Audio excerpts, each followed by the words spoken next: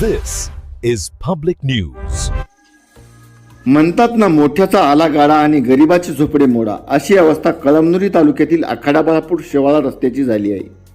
आखाडाबाळापूर शहरात मागील महिन्यात सार्वजनिक बांधकाम विभागाने अतिक्रमण मोहीम राबवली. यामध्ये या रस्त्यावर जे गरीब वर्गातील पंक्चर काढणारे, भंगारवाले असे जे व्यावसायिक होते, अशा गरीब वर्गातील अतिक्रमण जेसीबीच्या सहाय्याने तात्काळ हटवले. त्यांच्या टपऱ्या मोडल्या. मात्र शेवाळा रस्त्यावर मोठ्या वर्गातील ज्यांनी इमारती बांधून अतिक्रमण केले होते, त्यांना मात्र ते जसेच्या तसेच अतिक्रमण ठेवलेले आहे.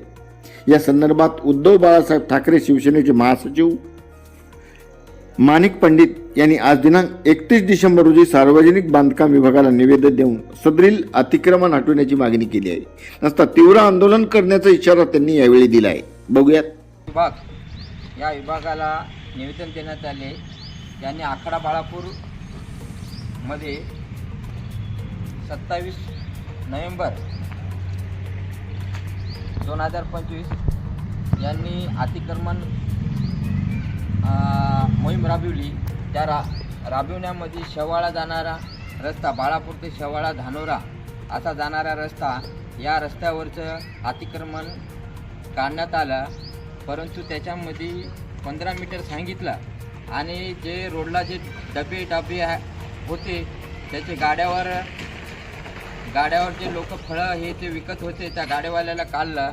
त्याच्या टपऱ्या मोडल्या आणि जे 15 मीटरच्या आतमध्ये 30 फूट बांधकाम त्याचे पक्के आहेत, त्यांचे बांधकाम तसेच ठेवले.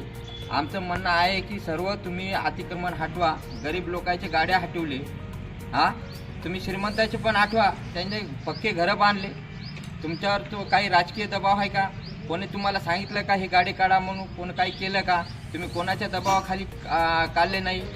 गरिबाचे काढले, दुसऱ्याचे का काढले नाही? काही तुम्हाला वरून आमिष आलं का? काही तुम्हाला कोण पैसे दिले का?